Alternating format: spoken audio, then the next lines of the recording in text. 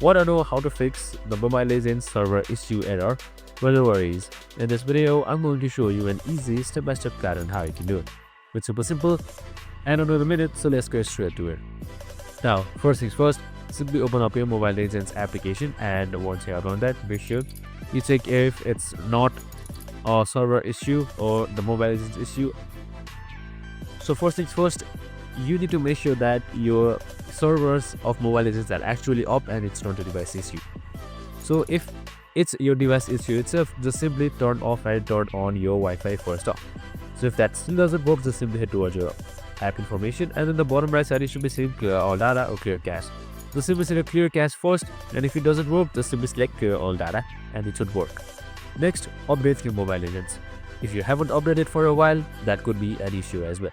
So if all of them don't work, you can just simply reinstall your Mobile Legends application and you're good to go. And that's it.